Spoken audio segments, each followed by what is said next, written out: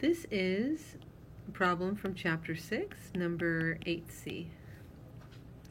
And I have the answer down here, and so let's go through the question first. There's an enzyme that catalyzes a reaction, and you actually get that enzyme from two different bacterial species.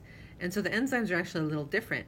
They do have the same Vmax, but they have different Km values for the substrate. So enzyme A has a Km of 2 micromolar, and enzyme B from a different bacteria has a Km of 0.5 micromolar. So this plot is not a Michaelis-Menten plot. It's just a plot showing us, and I think I forgot to put the label down here.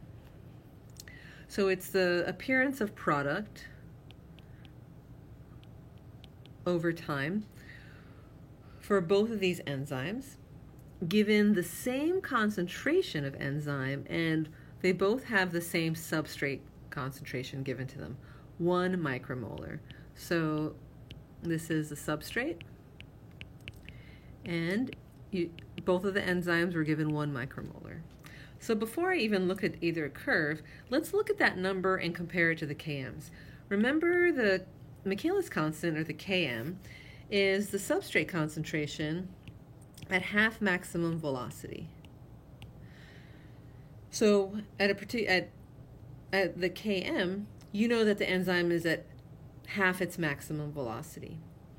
So this enzyme has a smaller Km than this enzyme. Smaller Km, in this course we're saying that you can generalize that to mean that the enzyme has a higher affinity for its substrate.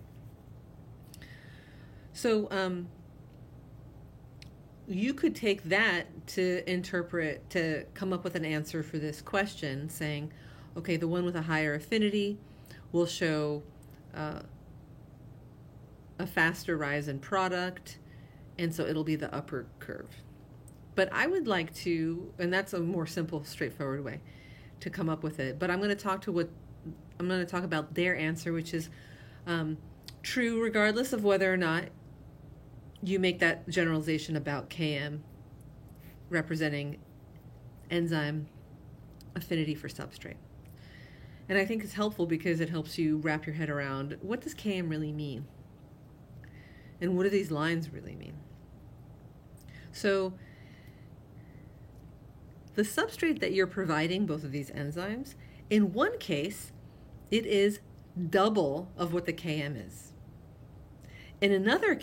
For another enzyme, you're only giving the enzyme half of the amount it would need to get to its 1/2 Vmax point. So for enzyme B, you're providing it a lot of substrate given how fast it can work. And I should say, given how strong of an affinity it has for substrate with its low Km. So as it says in the answer, the upper curve is enzyme B and the lower curve is enzyme A. Now, as I mentioned, the substrate provided that concentration is much higher than the Km for enzyme B. And so that lets you know that that enzyme is going to be already at a pretty high initial velocity. So its initial velocity is going to be high because you're at double its Km. So it's at half its maximum velocity at 0.5 micromolar. You're giving it double that. So it's going to have a very high initial velocity. So the rate of product formation is going to be high, and this line is going to be steep. And then it's going to flatten out fairly quickly. Now, for the other enzyme, its Km is 2. You're giving it the amount of substrate that doesn't even get it to half its Vmax. So it's going to have a slower rate of product formation.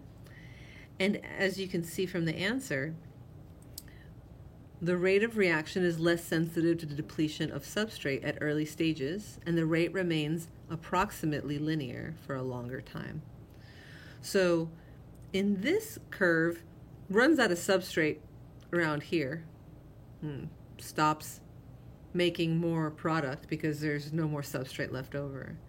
This one, you still see a very long linear portion of the curve showing significant amounts of product getting made. So the rate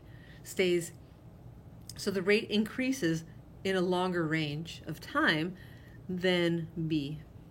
So it hasn't begun to flatten out yet because it hasn't reached saturation. So it's linear for a longer time, whereas for B, you've already given it so much substrate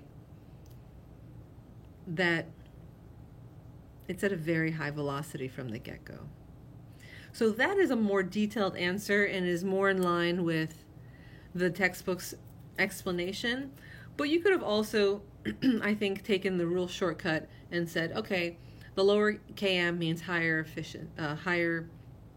affinity. Higher affinity means greater velocity of the reaction. That's going to be the upper curve. And you could have thought it that way. I think this explanation is more detailed, a little bit more precise. And hopefully this helped clear up this question, which is, I think, quite a challenging question because it's asking you to judge linearity of a graph, which is not the Michaelis-Menten graph. It is just the formation of product over time graph. If you have any further questions, please let me know on Piazza or through comments.